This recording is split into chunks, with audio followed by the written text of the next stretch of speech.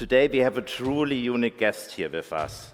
Some speakers need an introduction, but this one requires a resurrection, a digital one at least. So please welcome the digital twin of Alan Turing.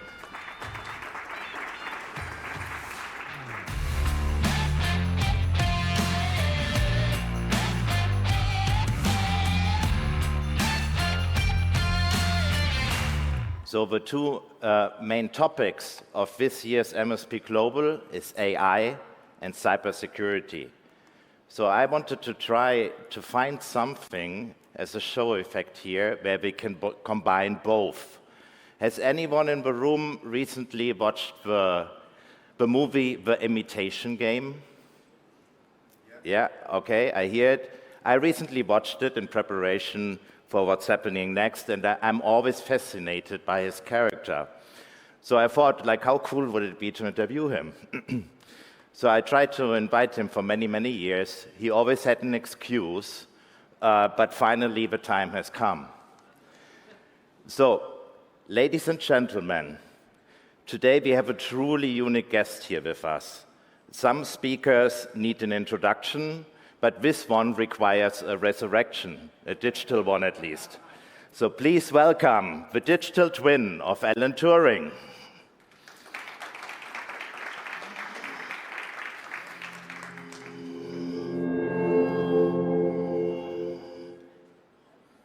Alan, welcome. I hope you don't mind. We brought you back in binary rather than in biology. But it's much easier to manage the travel logistics, isn't it? Quite right, sir. And thank you for the invitation to MSP GLOBAL 2025. In digital form, I never lose my luggage, though I do occasionally drop a bit. And I must say, it's a curious experience, no heartbeat, yet somehow still a pulse in the data. But if it allows me to speak with you, then I'm delighted to be here. Let's start with the questions. Alan, during World War II, you pioneered code breaking at Bletchley Park. How do you see the parallels between breaking Enigma then and defending against cyber attacks today?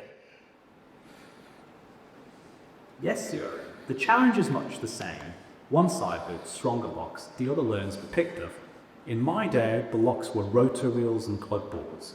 Today, they're silicon and software. But the essence hasn't changed. It's an arms race of wits, not weapons. At Bletchley, we weren't only solving puzzles, we were trying to think faster than an adversary who was also innovating under pressure.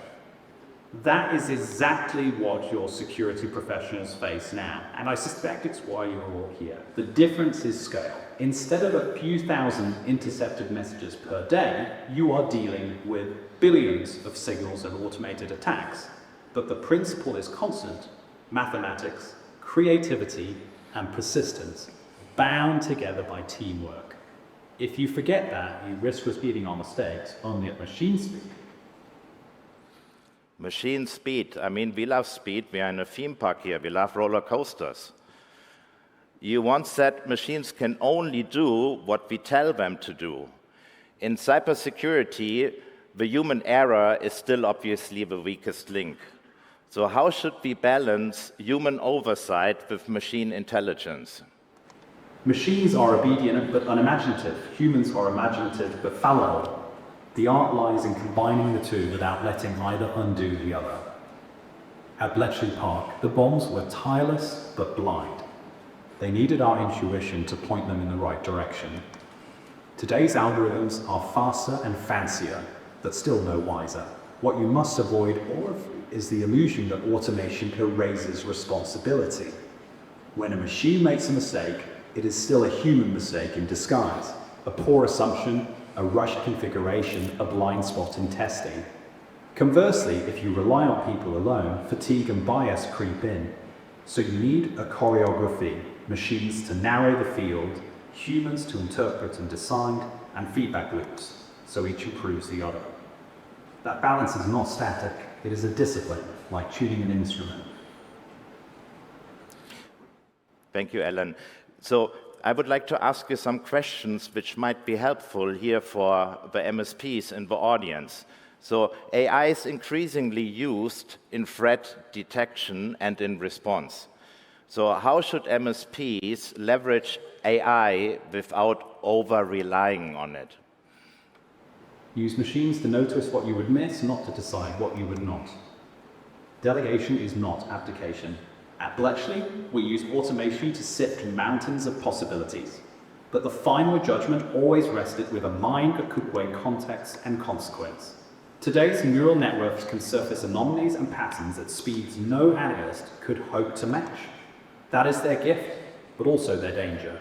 If you grow comfortable letting a system decide for you, you gradually unlearn your own craft. In wartime, we always ask, what assumption is this machine making on our behalf? You should be asking the same thing. The goal is augmentation, not replacement, a kind of intellectual exoskeleton that amplifies your awareness without dulling your judgment. So, another question for our MSPs here in the audience. With quantum computing on the horizon, what do you think about the future of encryption? Every cipher meets its match in time. Enigma was broken, though men thought it unbreakable. The future of secrecy depends not on an unbreakable code, but on one that outlives the attacker's patience and resources. Quantum computing will tilt that balance again. Some algorithms will crumble, others, perhaps built on quantum principles themselves, will rise. But do not imagine a final victory. Security is not a fortress, it is a race. What endures is not a particular cipher, but the mindset. Keep moving, keep testing, keep assuming that what you trust today may betray you tomorrow. And remember to be patient. At Bletchley, we learned that patience, applied cleverly, can be more powerful than brute force. Yeah, there's this phrase, you have to think like your enemy in order to have an advantage. So, Alan, you often thought like the enemy when working on cracking Enigma. So what lesson do you have or hold for us here today in the cybersecurity space? To defend a system, you must try to break it. It is a form of empathy, though not the pleasant kind. Walking in your enemy's shoes is most uncomfortable, but quite necessary. At Bletchley, our success often came from imagining not only what the Germans encrypted, but how they thought, how they erred, what shortcuts they might take. Today's defenders must do the same. Don't just test for compliance, test for imagination. How would you subvert your own system if you were malicious, bored, or desperate? That kind of mental rehearsal is tiring and acts uncomfortable, but it is the closest you'll get to foresight. Our theme here is grow your ecosystem. Back then in Bletchley Park, it required a lot of collaboration under extreme secrecy to get Enigma cracked or hacked. How can today's MSPs and vendors collaborate effectively against cyber threats? Shared methods guard the secrets. Collaboration thrives where the enemy's patterns are common knowledge, but your defenses are not. At Bletchley, we had mathematicians, linguists, engineers, and chess players working side by side, yet each compartment held only what it needed.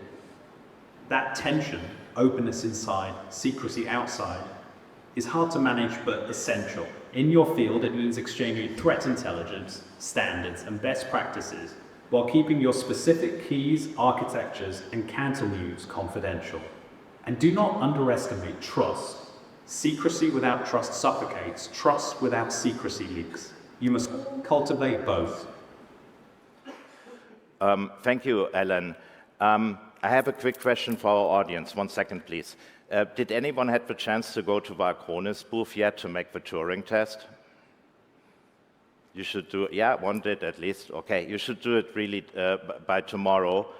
We have a very interesting interactive game. So this is also what my next question to Alan is about. So your famous Turing test, or the test which is named behind you, measures machine intelligence. So if we apply this to phishing and deepfakes today, how would humans fare? Badly, I fear. Machines now excel at mimicry, and people are easily flattered or hurried into belief. The true test is not of the machine's wit, but of our skepticism. When I proposed the imitation game, it was a thought experiment. Today, it is an everyday hazard.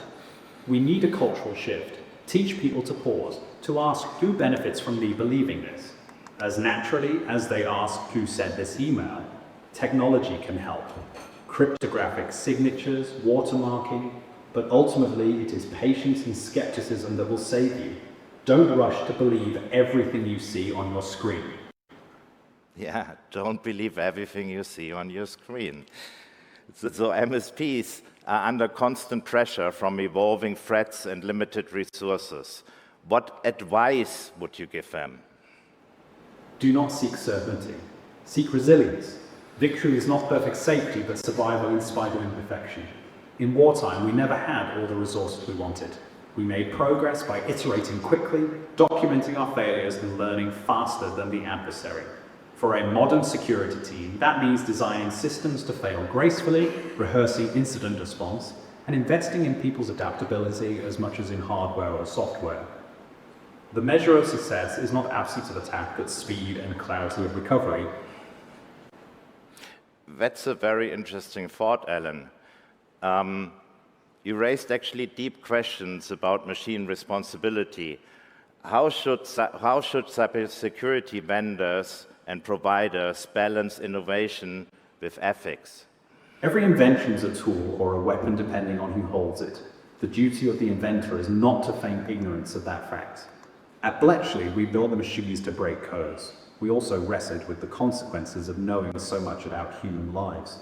Today's innovators face even broader dilemmas: mass surveillance, automated decisions, digital coercion. My advice: bake ethical review into the design phase, not as an afterthought. Ask not only can we build it, but what will happen when we do, and who will be harmed if we succeed? Those questions slow you down, Turing, but sometimes slowing down is the most responsible form of speed.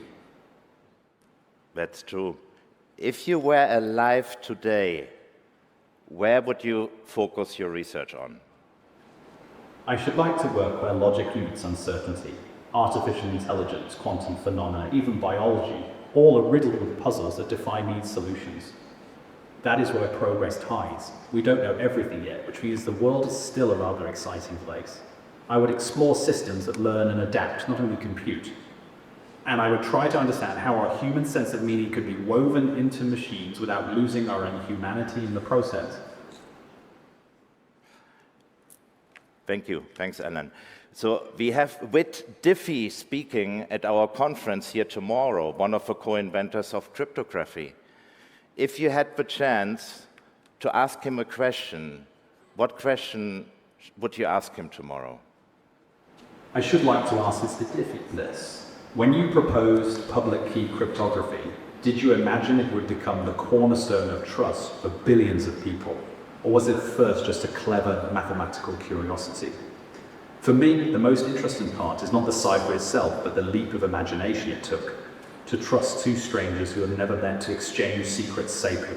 I would ask Whitfield where that imagination should lead us next, and how we can nurture such leaps today, when the world is more connected and yet more fragmented than ever. Alan, thank you so much for this incredible perspective. You helped win a world war, you co-invented computer science, and now you're joining us at MSP Global here. That's what I call multi-factor authentication. So goodbye, Alan, and I hope to see you sometime soon again. All the best to you.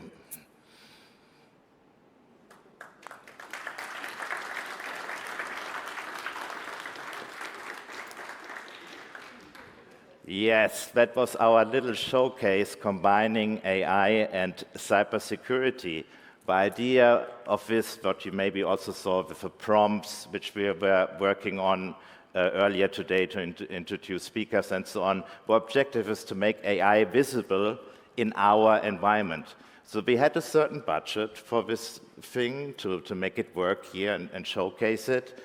And within that framework, we think we got the best out of it. And now, for the next 5 minutes, we would like to show you how we did this. And for that, I'm going to ask Ruslan to join me on stage.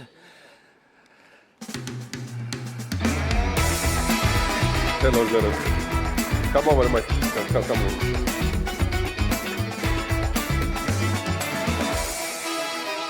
Yeah, Hello, Zoran. Hello, Ruslan. everybody. Yeah, did you like it? Yeah, it was cool. Yeah, thank you. And it did not crash. It's good, you know. Yeah, you know, technology sometimes it works. Sometimes like you need to put like extra effort. So I'm happy. It worked very well.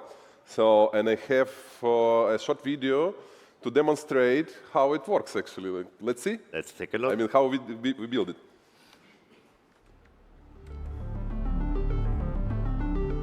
What? Hi, I'm Alan Turing, once a pioneer of computing, now reborn through the very thing I helped to create.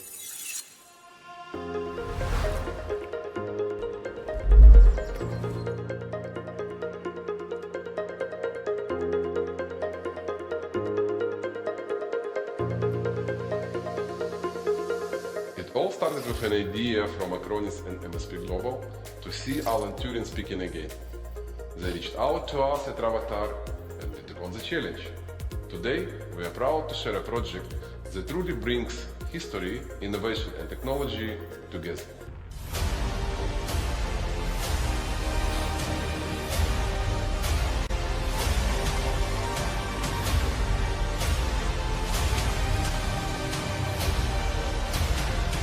The objective was quite simple. We wanted to create something to make AI visible. And this in context with our partners and attendees here at MSP Global. We used one of the best technologies available, just like you do every day for your clients. So let's have a look at the digital AI twin of Alan Turing.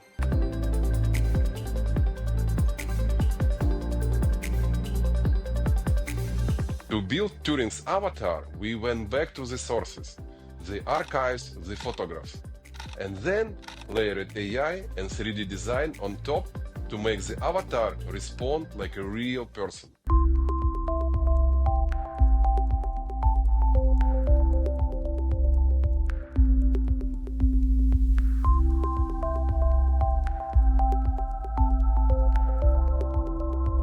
After the structure, we focused on the surface, hair, skin, the way it moves, and of course, gave it the knowledge to respond.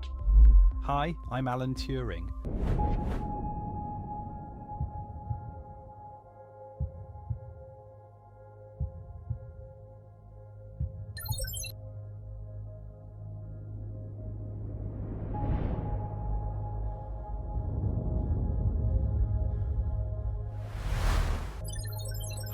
I look forward to meeting you at MSP GLOBAL 2025.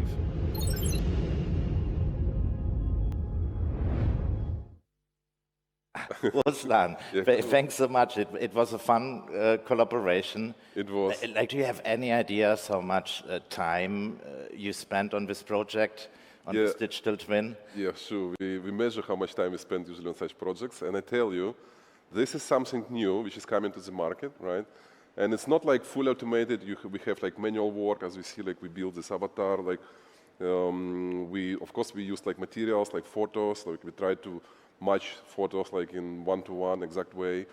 So usually it takes like just to build an avatar like this 3D model, a good quality, I would say, from 2 to 4 weeks only just model. Then you need to do like training, and then you need to connect lip sync. Like lip sync actually is very challenging and difficult task. Like it's resolved already, but there is a room for extra improvements, and also movements. Like you want to make it more like natural.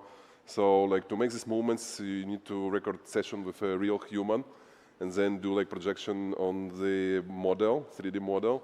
So for us, it took like 2 months, like all work together, like and work of the whole team. Like I mean, there is 3D artist, AI engineer, like backend developers, like project manager. Like so, it was a challenging task, but I love it. Like so I love it, and it's coming to the market.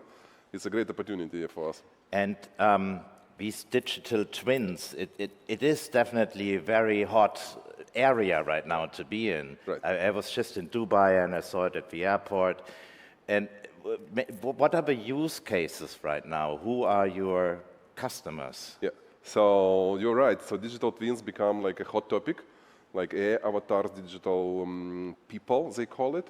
And if you follow NVIDIA keynote sessions, the CEO of NVIDIA at every keynote session, they demonstrate the digital humans, like, you know. Why? Because they consume a lot of GPU.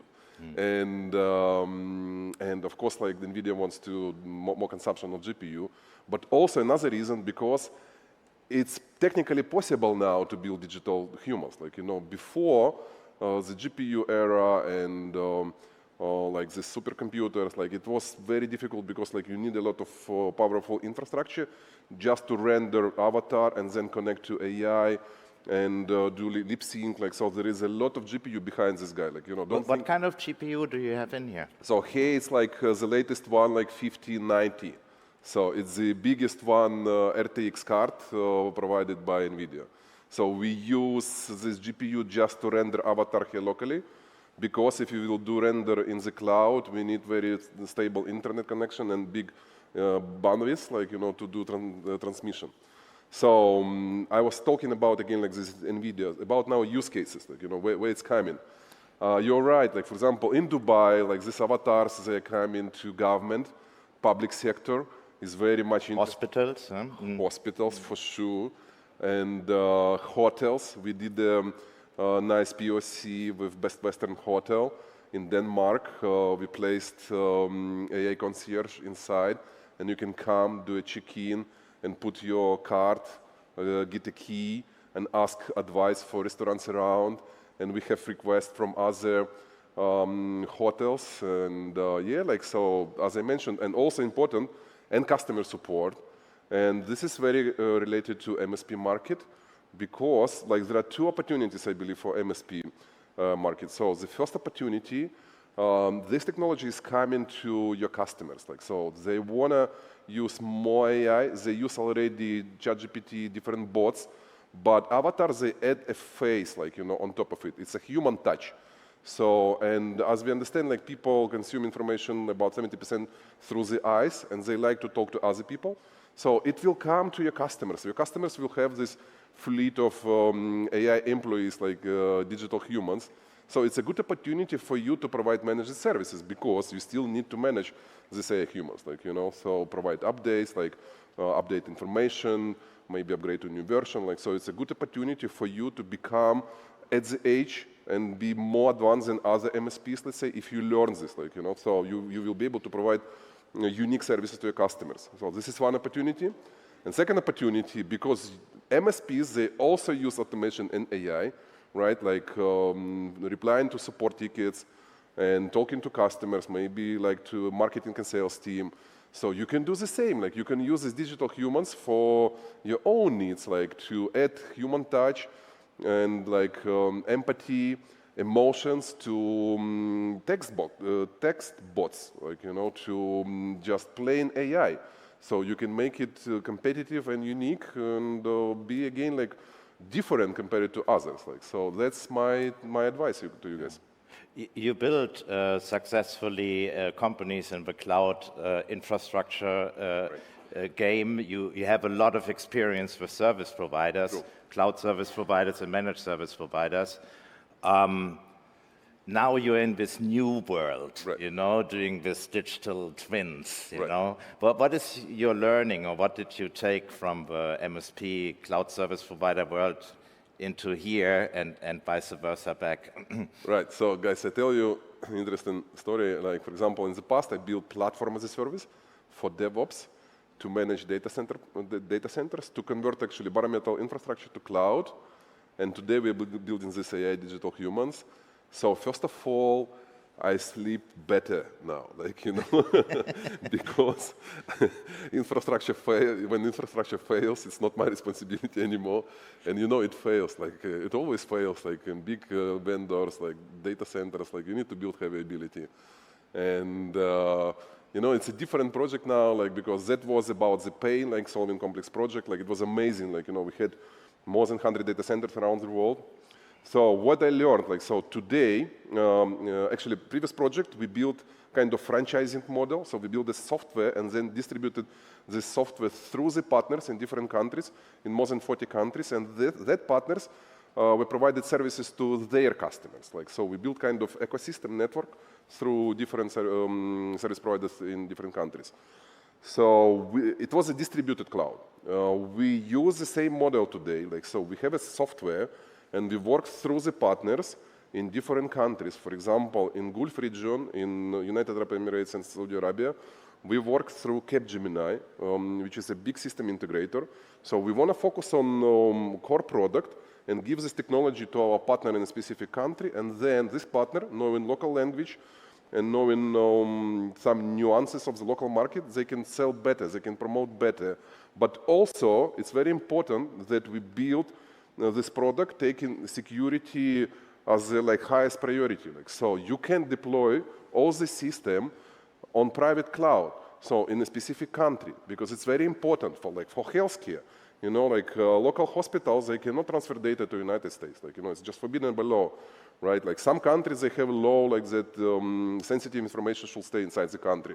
So we build this in the way that can be deployed and managed inside the country, and it does not depend on big cloud vendors like ChatGPT, like Google, Amazon, and any other. We can use them, but we are not dependent on this. So that's what I took from my previous project, sovereignty and work through the channel and providing actually high quality services. Yeah. So you took that learnings into that new business. Yeah. It was very helpful. Yeah. So what digital twin would you like to interview one day? What's on your target list? We have a lot actually. Living or dead, both. We have a lot. So I can tell you examples from the past. So we resurrected Nikola Tesla, and for University in Mexico, and they're super happy. We also did digital twin of Leonardo da Vinci, and we demonstrated this together with Capgemini at Viva Tech in Paris. It was a big conference, and our booth was the most overcrowded, let's say. It was the best avatar on the event. So what I'm proud the most is about our first avatar. We built avatar of Taras Shevchenko. I'm Ukrainian, actually. And Taras Shevchenko is our national hero who influences significantly Ukrainian language and our history. He was always fighting for freedom. And together, in collaboration with Museum of Taras Shevchenko, National Museum, we created Avatar. And it went on TV, it was on the biggest screen in Europe. And and this avatar actually speaks Ukrainian and can explain, can provide information about the work of Taras Shevchenko, So that was one of the best work. And the recent one, which I like as well, we resurrected Howard Carter, who was archaeologist, and he found tomb of Tutankhamun.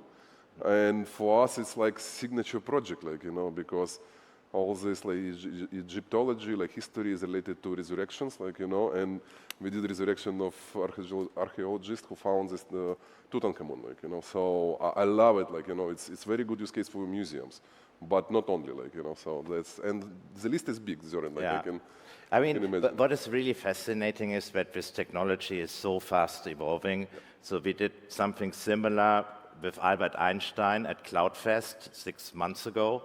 And now the technology, what happened in the last 6 months, this is like worlds in between.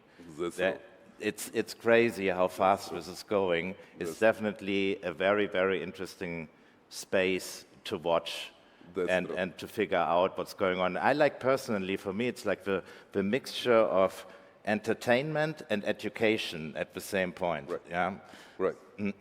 Right. So the key words in this direction is repeatable and relatable, right? So because you can repeat some experience you built inside the company. You don't need to teach from the beginning, when new employees are coming, because it's already there. You're just improving this over the time, and you can scale it, and you can make it relatable to people, because you can keep the history of conversation, and make it relatable to a specific point, of your conversation. So we will see more and more these digital humans Hopefully, it will enable real people to do more creative tasks. You know, it's not just about replacement, it's just enabling people to focus on more advanced things, like, you know, and be more creative. Like, so, and this is our mission, actually. Yeah. I can give you one promise. Later at the connection party, it will be really me who will be there and not my digital twin. Okay. Yeah. Sounds good. Yeah. Sounds good, Zoran. Thanks a lot, Ruslan. Thank you, Zoran. Yeah, Thank you, everyone. thanks, everyone. And Thank you. yeah, have a good event.